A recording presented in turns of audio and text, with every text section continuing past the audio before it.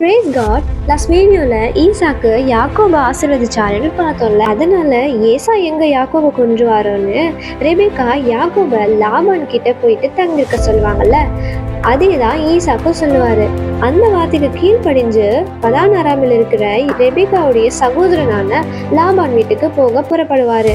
இதெல்லாம் ஒரு பக்கம் ஏசா பார்த்துக்கிட்டு இருந்தும், அவங்க அப்பா ஈசாக்கு சொன்னதெல்லாம் கேட்டுட்டு இருந்தும், தன் தகப்பனான ஈசாக்கு கீழ்ப்படியாம ஆல்ரெடி விவாகம் பண்ணியிருந்தும் இஸ்மவேலுடைய குமார்த்தியான மகாலாத்தையும் விவாகம் பண்ணிக்கிட்டாரு. யாக்கோபு இப்போ பதான் அராமிற்கு போகிறாரு இல்லையா. ஆரானுக்கு போகிற வழியில சூரியன் அஸ்தமிக்கிறபடியினால ஒரு இடத்துல தங்கியிருந்தாரு.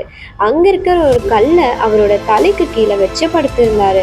அங்க யாக்கோபுக்கு ஒரு கனவு. அது என்னன்னா, ஒரு ஏணி பூமியில் இருக்கிறதும் அது வானத்துக்கு எட்டுகிறதும் அந்த ஏணியில தேவதூதர்கள் ஏறுகிறதும் இறங்குகிறதுமாய் இருந்தாங்க.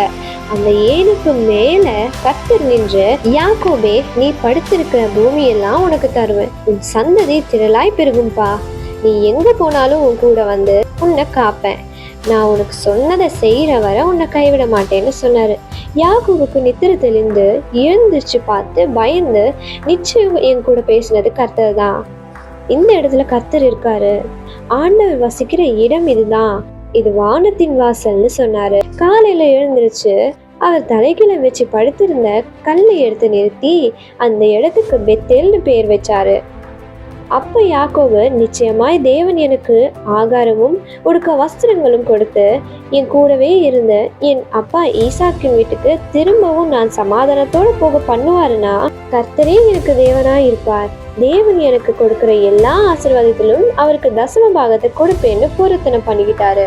இங்க யாக்கோபை கூப்பிட்டு லாபானுடைய குமார்த்திகளில் பெண் கொள்ளுன்னு சொல்லி ஈசாக்கு சொன்னதை நம்ம பார்க்கணும். மேபி ஈசாக்குக்கு கர்த்தர் முன்னாடியே இளையவன் மூத்தவனை சேவிப்பான்னு சொன்னது நினைவு வந்திருக்கும். அதனால்தான் யாக்கோபு ஏமாத்தினாலும் ஆசீர்வதித்து லாபானுடைய குமார்த்திகளை பெண் கொள்ள அறிவுரை சொன்னார்.